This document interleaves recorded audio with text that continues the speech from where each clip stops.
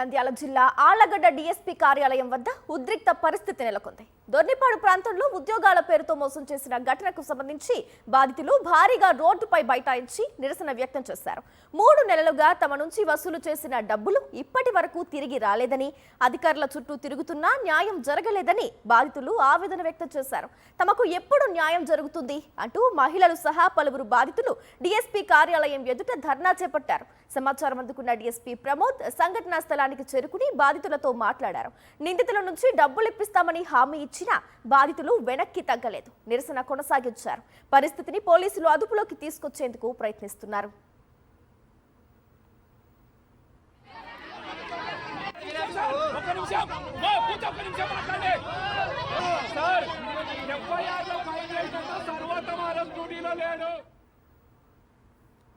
దానికి సంబంధించి పూర్తి డీటెయిల్స్ మాకు రెస్పాండెంట్ లోకేష్ ఫోన్ లైన్ ద్వారా అందిస్తారు. లోకేష్, చెప్పండి, నంద్యాల జిల్లా ఆళ్లగడ్డ డీఎస్పీ కార్యాలయం వద్ద ఇప్పుడు పరిస్థితులు ఎలా ఉన్నాయి?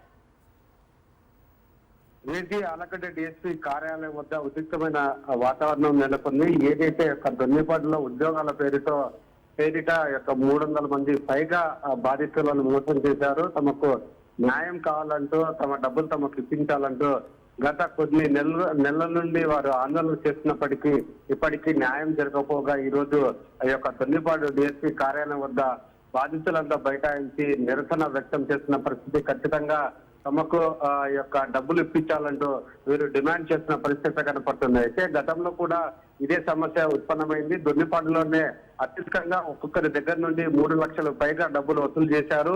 ఈ డబ్బులు కడితే తమకు ఉద్యోగాలు వస్తాయి, తమ భవిష్యత్తు బాగుంటుందనే ఒక ఉద్దేశంతోనే వీరు లక్షలాది రూపాయలు మోసగాళ్ల చేతిలో పెట్టడం జరిగింది. ఈ నేపథ్యంలో అతను ఒక్కసారిగా దాన్ని ఫిరాయించడంతో పూర్తి స్థాయిలో నష్టం వాటిల్లిందనే ఉద్దేశంతో వారు లబోదిబోమంటూ తమకు న్యాయం చేయాలంటూ పలుమార్లు ఆందోళన చేయడం జరిగింది. అయితే అప్పటి డిఎస్పీ బాధితులకు మాట ఇవ్వడం జరిగింది. ఏ విధంగానైనా డబ్బులు ఇప్పిస్తామంటూ మాట ఇచ్చారు. అయితే ఇప్పటిదాకా ఎటువంటి న్యాయం జరగలేదంటూ బాధితులు మరొకసారి డిఎస్పీ కార్యాలయం వద్ద ఆందోళన చేపట్టడం జరిగింది. అయితే పోలీసులు ఈ విషయాన్ని కేసులో వారిని అదుపులో తీసుకుని వాళ్ళు రిమాండ్ పంపించారు. కేసు నడుస్తుంది కాబట్టి అది పూర్తి తేలిన తర్వాత మీకు న్యాయం చేస్తాము. మరి కొన్ని రోజుల పాటు ఓకే, థ్యాంక్ యూ లోకేష్.